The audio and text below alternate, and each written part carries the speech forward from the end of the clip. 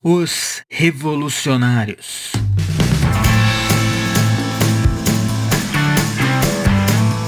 Marx, marxismos e a vigarice intelectual.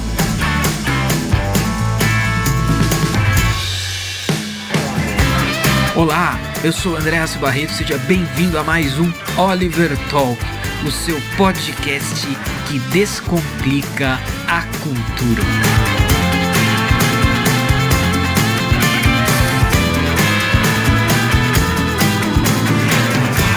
Diz Karl Marx em A Ideologia Alemã: na sociedade comunista, onde cada um não tem atividade exclusiva, mas pode aperfeiçoar-se no ramo que lhe apraz, a sociedade regula a produção geral, dando-me assim a possibilidade de hoje fazer tal coisa, amanhã outra, caçar pela manhã, pescar à tarde, criar animais ao anoitecer, criticar após o jantar, segundo o meu desejo, sem jamais tornar-me caçador, pescador, pastor ou crítico.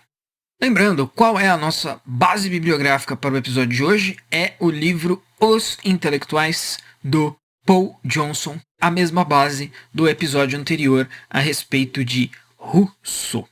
E antes aqui aquela breve biografia, né? Então quem foi o tal do Marx? Quem foi Karl Marx? Carleno Márcio, Carlos Marx? Aí o ícone, o símbolo, a representação maior do esquerdismo revolucionário, do comunismo, do socialismo, da crítica ao capitalismo. Algumas informações biográficas gerais aí para vocês. Então, Karl Marx, nascido em Trèveris em 5 de maio de 1818 e morto em Londres em 14 de março de 1883, foi um filósofo, sociólogo, historiador, economista, jornalista e revolucionário socialista. Nascido na Prússia, mais tarde se tornou apátrida e passou grande parte de sua vida em Londres, no Reino Unido. A obra de Marx, em economia, estabeleceu a base para muito do entendimento atual sobre o trabalho e sua relação com o capital, além do pensamento econômico posterior. Publicou vários livros durante sua vida, sendo o Manifesto Comunista e O Capital os mais proeminentes.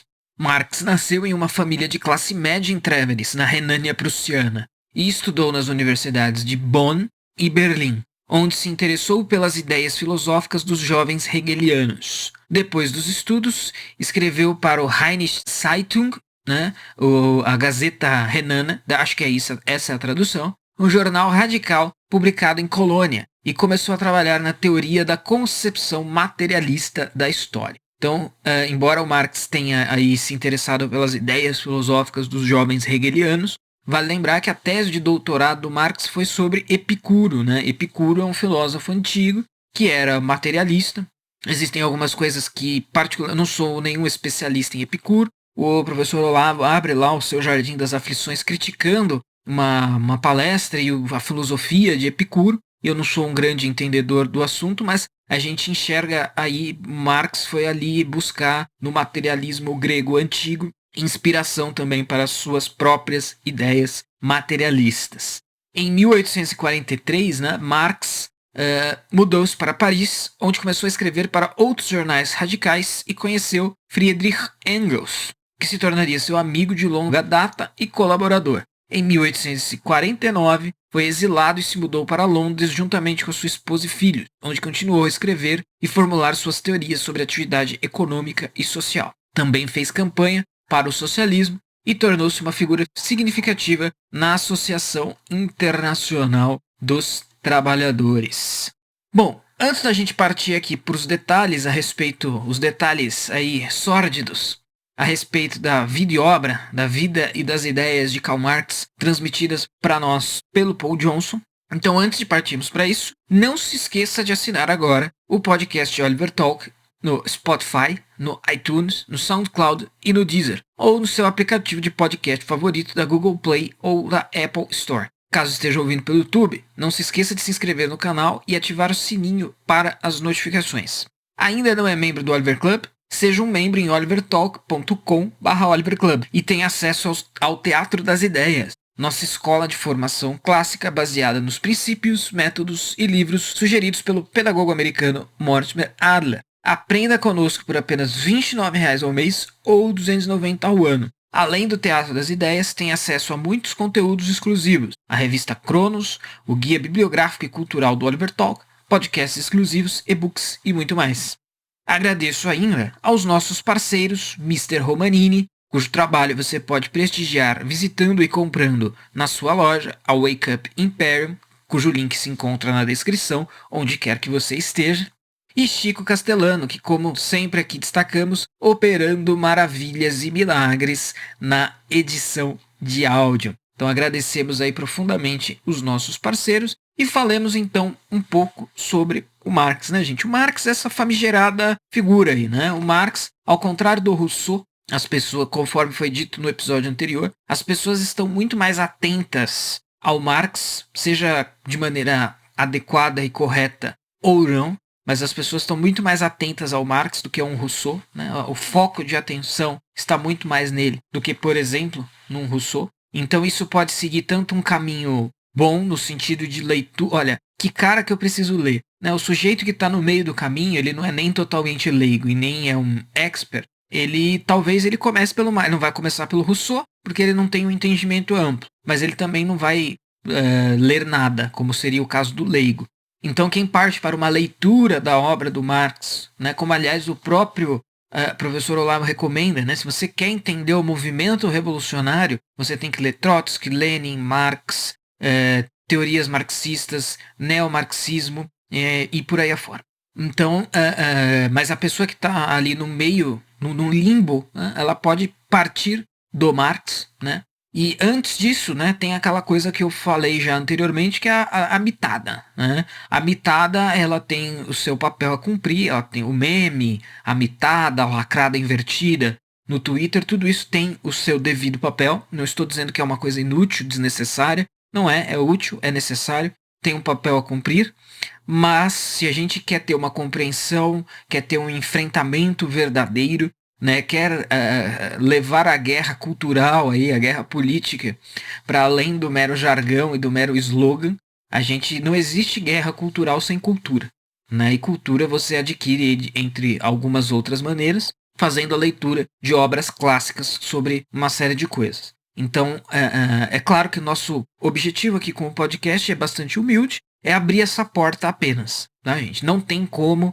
Então, o que nós vamos fazer hoje? Nós vamos esgotar as contradições do pensamento do Marx, nós vamos comentar detalhadamente toda a obra do Marx. Não, nós não iremos fazer nada disso. Aliás, essa série ela não está tão focada em erros e argumentos dos autores aqui citados, mas um pouco mais na prática de vida de cada um deles, o quanto que eles praticaram aquilo que eles acreditavam. Porque para fazer isso, então existem duas opções, né? Ou você vai fazer isso por sua conta, né? Você vai começar a ler a obra do Marx, a obra dos marxistas, a obra dos comentadores marxistas. Você vai juntar isso tudo num repertório e vai criticar eventualmente, né? Enfim, vai produzir algo em cima disso. E a porta de entrada, a primeira pedra de dominó a ser derrubada pode ser isto aqui. E essa é a função que a gente tem a cumprir, né? E para quem tem pressa, a gente oferece um quadro geral. Né? Então, um quadro geral sempre é oferecido para os que têm pressa e que não vão fazer esse movimento de leitura profunda, porque não é a área da pessoa, a pessoa não tem tempo.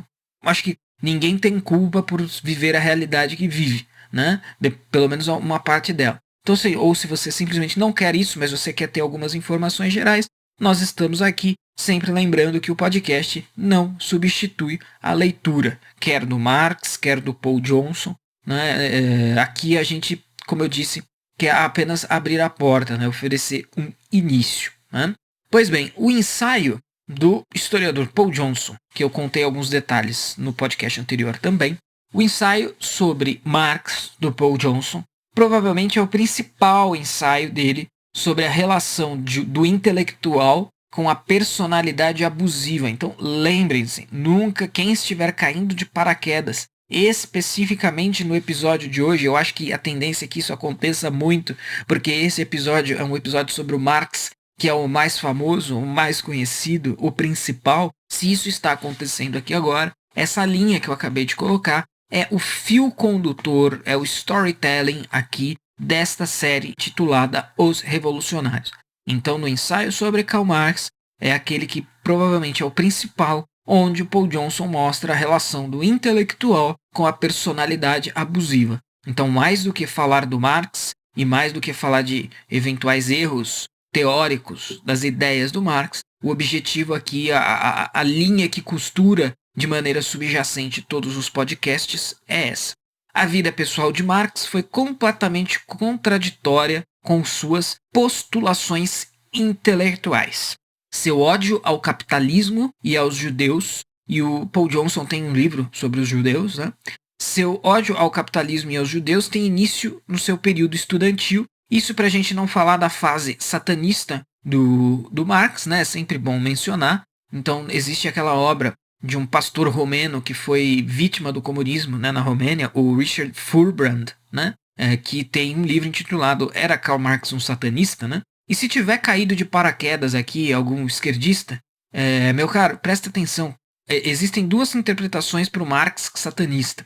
O Marx era um cara... o que é um satanista numa ótica materialista? É um perturbado, né? Então o cara, se ele é um materialista, ele não acredita no âmbito metafísico da realidade, o sujeito que... o satanista é tão biruta quanto o crente, quanto o teísta, né? É um sujeito que acredita numa entidade sobrenatural aí, que o materialista não crê na existência. Então esse é o caso de uma... Então para o materialista estrito, alguém ser satanista é um negócio muito louco.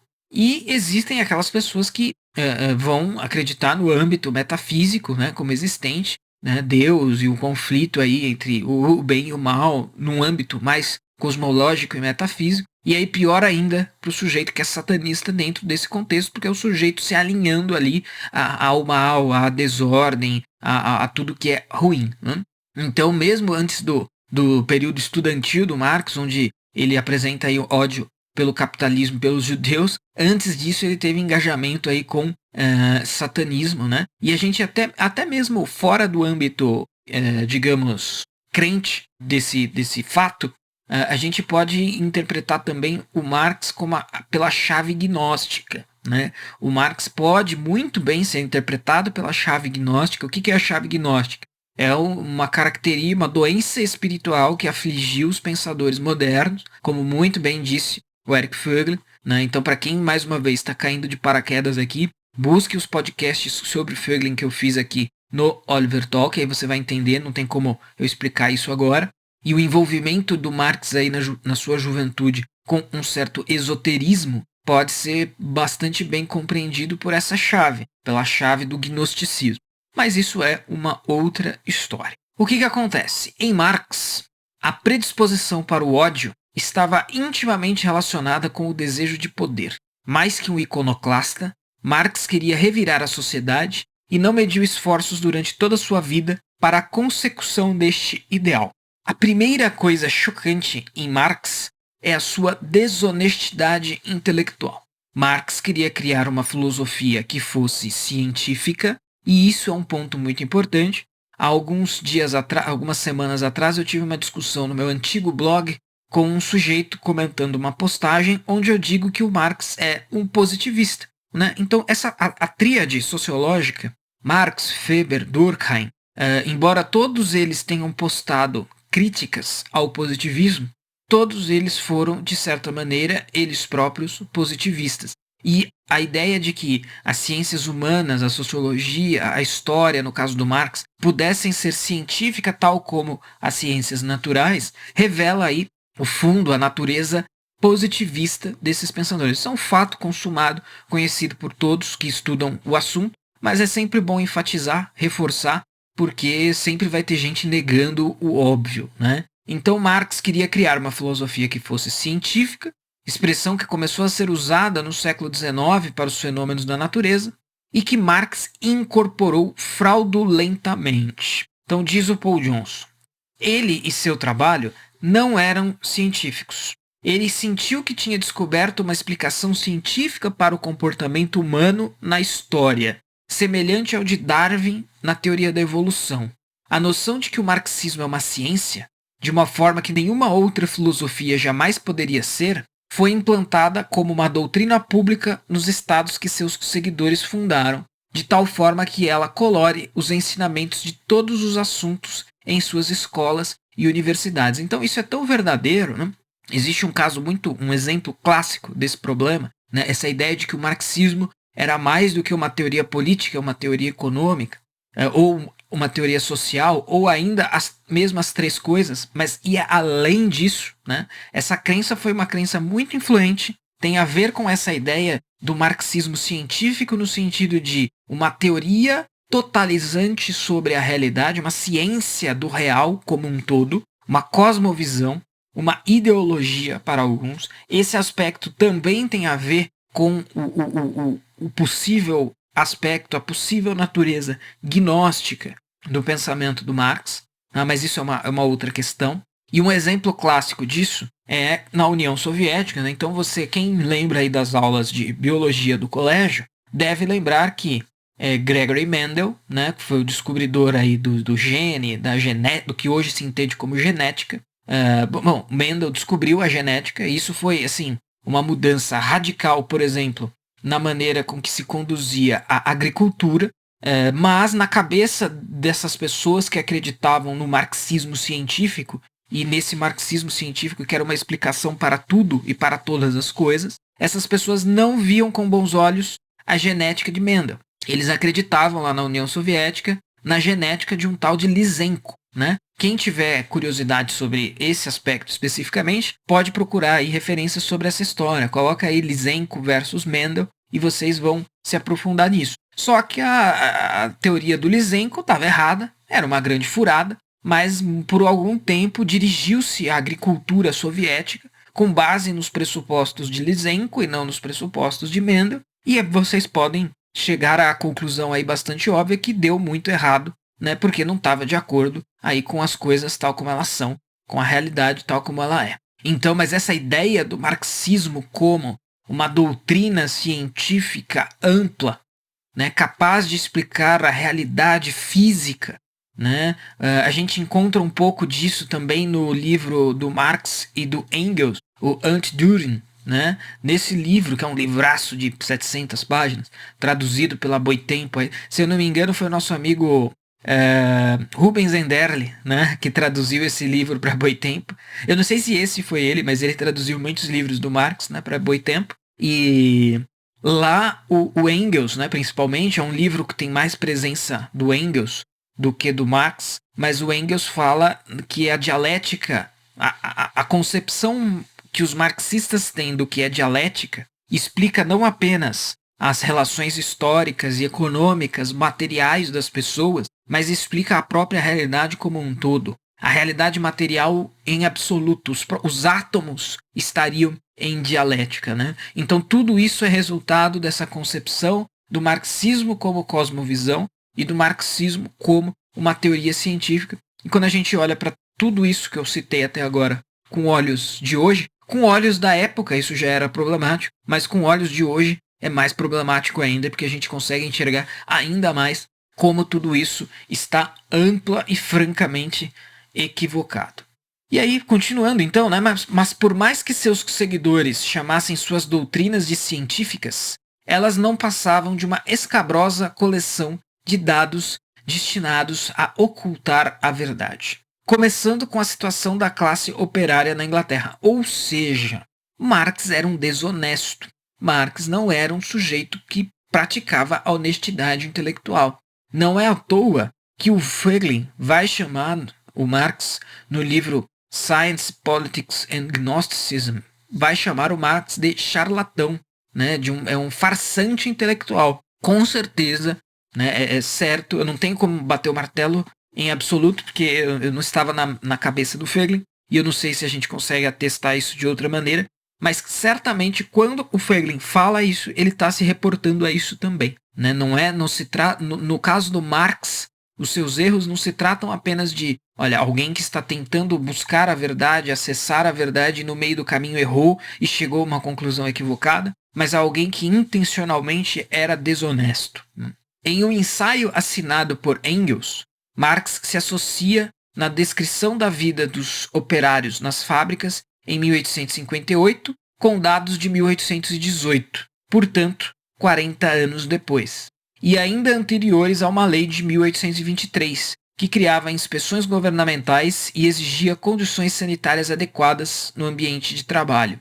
Sua descrição da exploração impiedosa da classe operária não era encontrada no ambiente industrial, mas em alguns setores ainda atrasados da economia, como em padarias, olarias e confecções familiares e estabelecimentos do interior. Então, olha só, o Marx pega uma coisa, usa como exemplo de uma outra, generaliza como aquilo que é o geral de uma economia supostamente capitalista, aí, né, desse capitalismo nascente aí, da Revolução Industrial.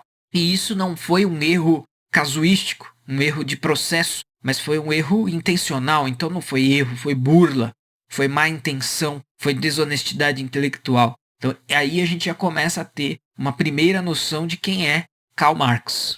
Uma das coisas mais decepcionantes em Marx foi a descoberta de que ele nunca entrou em uma indústria, nunca esteve envolvido com o ambiente de trabalho e sequer se arriscou a entrar em uma mina de carvão. E trabalhando com dados estatísticos, sua atitude era completamente anticientífica para um arauto do socialismo científico. Ele simplesmente ignorava os dados que contradissessem sua teoria já formada, a de que a expansão do capitalismo seria o seu próprio fim. Marx via no aumento e concentração do capital a causa de mais pobreza que, por sua vez, levaria à revolução que iria acabar com o capitalismo. A história mostrou que ocorreu exatamente o contrário, mas não depois da morte de Marx, porém durante seu próprio tempo. Em 1860, sob o capitalismo, os operários já tinham condições de vida bem melhores do que meio século antes. Então tem alguns elementos aqui interessantes, né? Dentro da teoria marxista, existe a concepção de que o proletário é a classe salvadora, é a classe que vai liderar a revolução e o movimento em direção à sociedade comunista, socialista, etc, etc.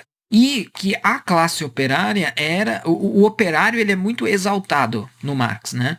Então, no Marx, a burguesia, a classe opressora é muito mal vista, né? Dizendo aí de maneira simplória. O lumpenproletariado também é muito mal visto, né? Que, lembrando, o que é o lumpenproletariado? É o sujeito que está à margem da vida econômica, né?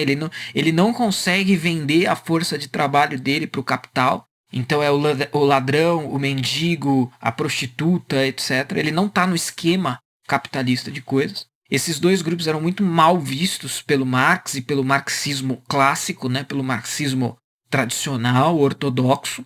Mas olha só, o que nós temos aí de contraditório? Se a classe operária e a classe proletária é a classe portadora da verdade, como explicar que Marx, um sujeito que não pertencia a essa classe e nunca sequer frequentou por uma vez esse ambiente, como que pode ele ser aí o arauto do socialismo científico e da verdade a respeito do destino da sociedade? Né? Então é uma contradição aí. O eixo da teoria com o eixo da prática está de forma aí que um está em contraste com o outro, né? Um não está paralelo ao outro, mas está perpendicular, está indo em outra direção.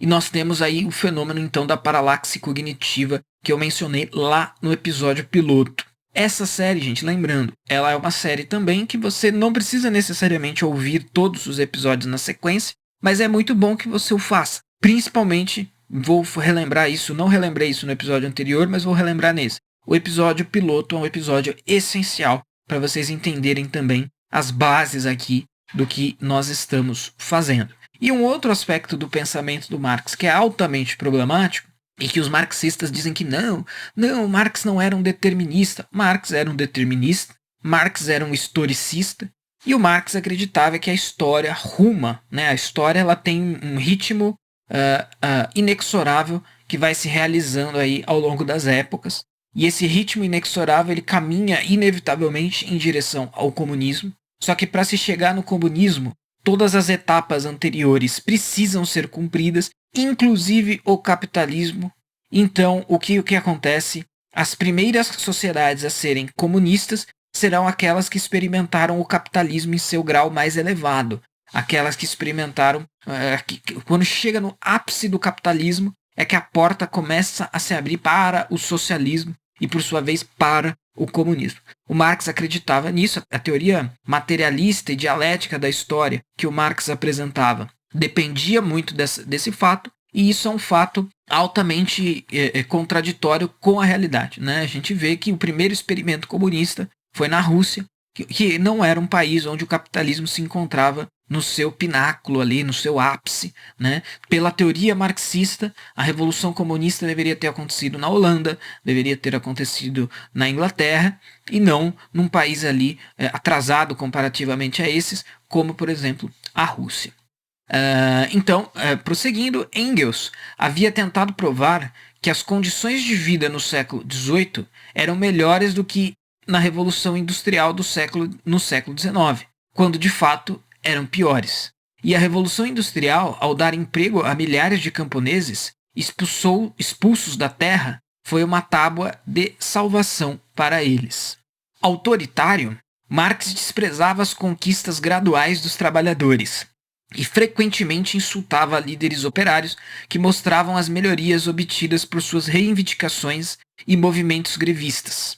Foi o caso de sua discussão com Lassalle, um líder judeu importante na social-democracia alemã de seu tempo. Da mesma forma com Proudhon, a quem acusou no Miséria da Filosofia de infantilismo e de grosseira ignorância com a economia.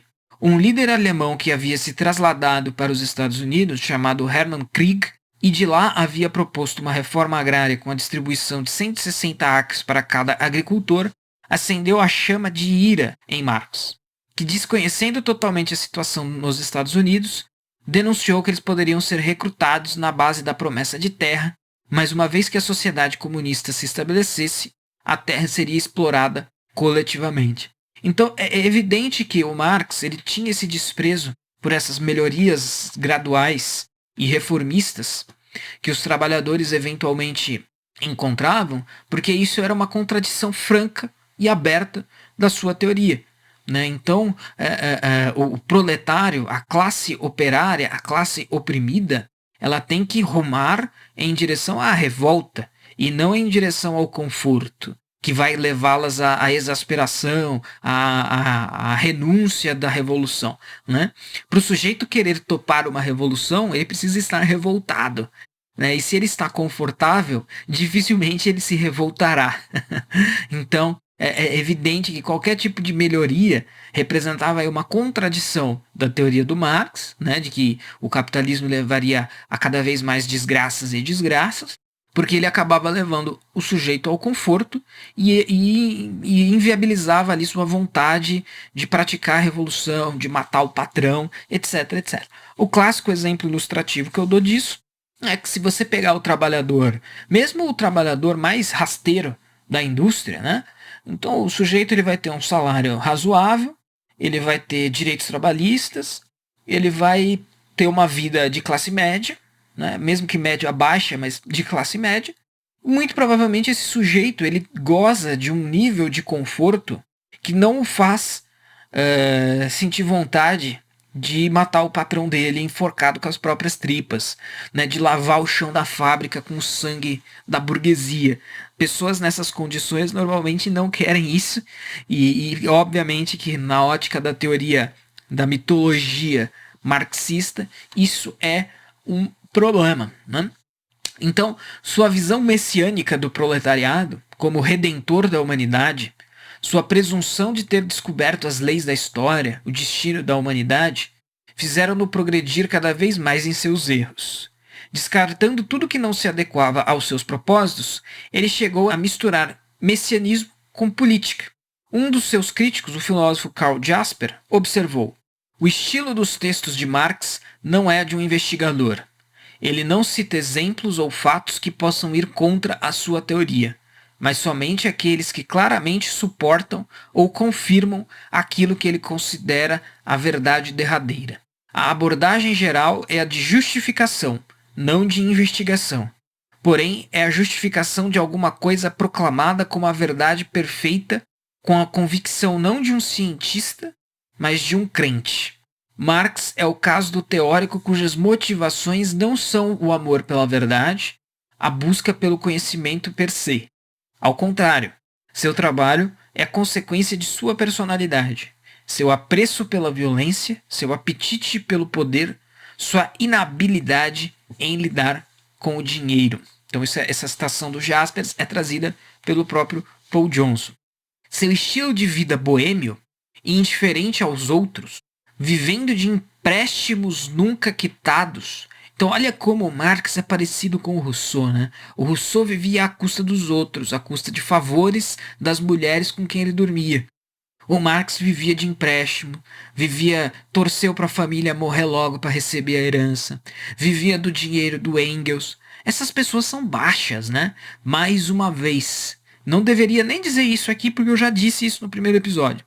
Não estou dizendo que a teoria do Marx está errada porque ele era uma pessoa, uma má pessoa, uma pessoa desagradável.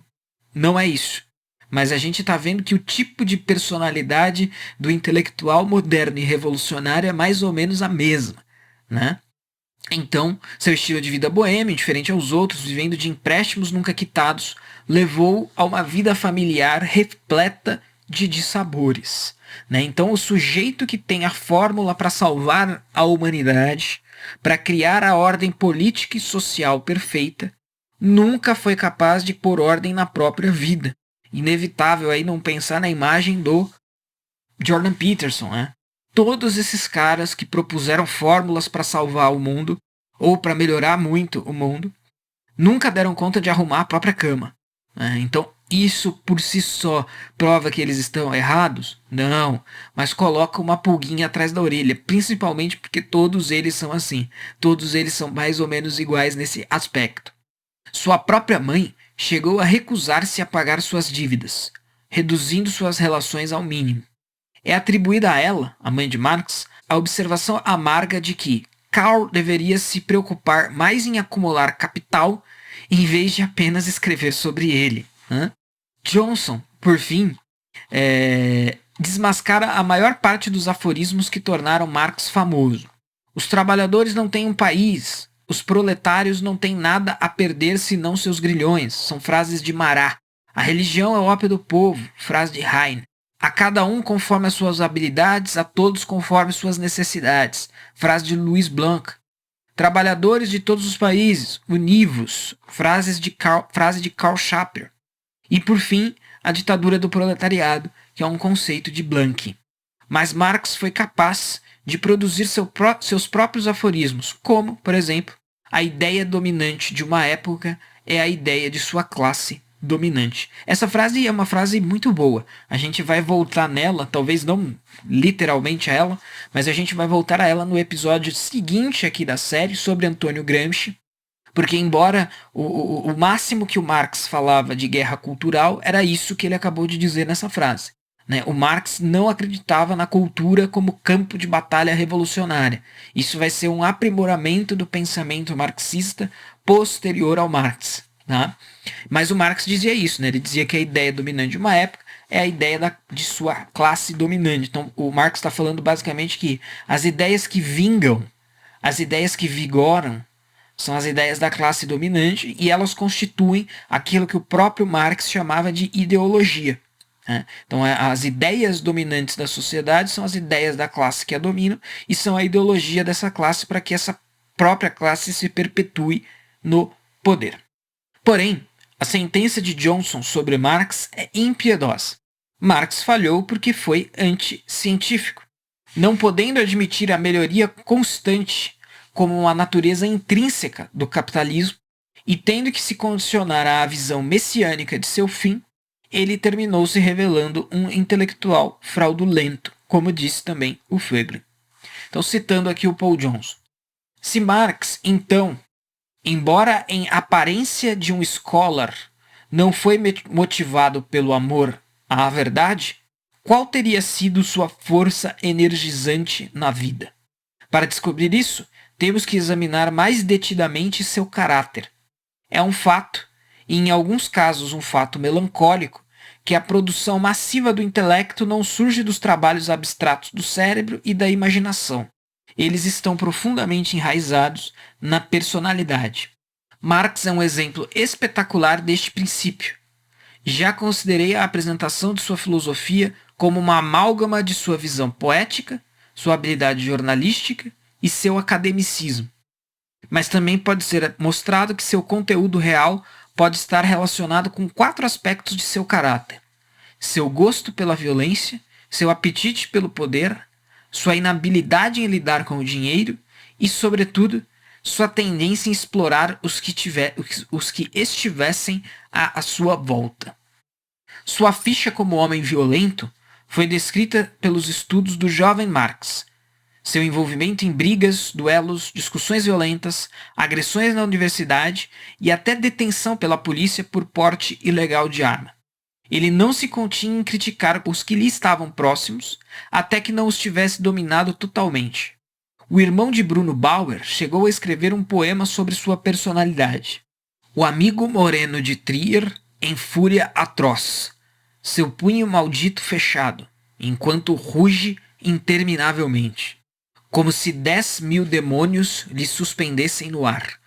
Então isso é o Bruno Bauer sobre o Marx. Marx tinha a pele pálida, era baixo e robusto e usava roupas escuras e desbotadas que lhe davam um aspecto de sujo. Johnson garante que, de acordo com descrições de contemporâneos, Marx raramente tomava banho. Johnson chega ao ponto de considerar que a violência em Marx era tal que parte de seus livros teria sido escrita em estado de fúria e que, se tivesse tomado o poder em algum lugar, certamente teria sido um ditador cruel e implacável. Bakunin, que foi amigo por um tempo e depois terrivelmente criticado por Marx, deu sua sentença patética. Marx não acredita em Deus, mas acredita em si mesmo e faz com que todos o sirvam. Seu coração não está cheio de amor, mas de amargura, e sente muito pouca simpatia pela raça humana. As críticas, em geral, em Bakunin foi um anarquista, né? E claro que a gente precisa olhar para esses caras, Proudhon, Bakunin, né, e Stirner.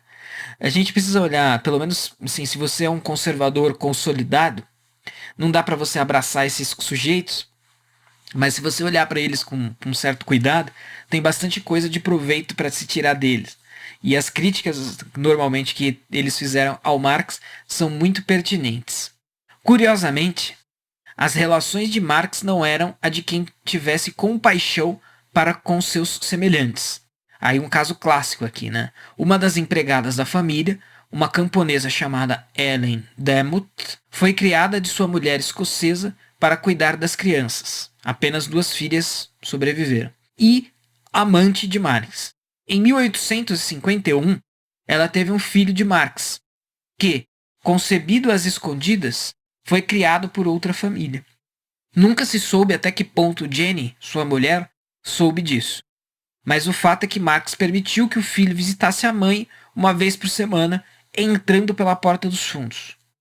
Marx nunca teve relações com esse filho e mesmo se recusou a reconhecer a paternidade.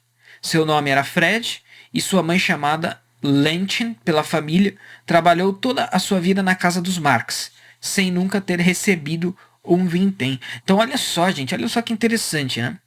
O sujeito que se colocava como defensor da classe oprimida, da classe proletária, era ele mesmo um explorador dessa classe no sentido mais... odiava a humanidade.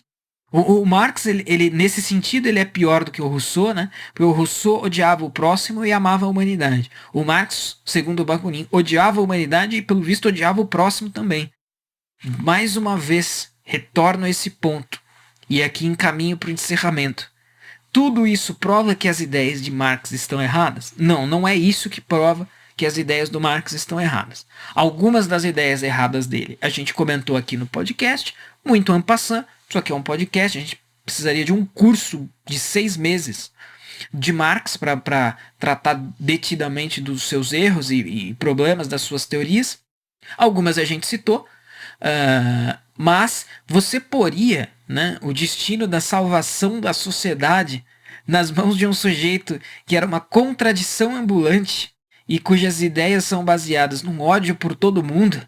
Eu acho que, mais uma vez, é a pulga atrás da orelha, né? Isso coloca a pulga. Você junta as muitas e pertinentes críticas as teorias do Marx com esses fatos sobre o Marx, né, e a ideia aqui da série sempre é juntar essas duas coisas, me parece que é um tanto quanto suspeito e improvável que alguém realmente se sinta disposto a colocar o destino na humanidade com base nas ideias de um sujeito assim.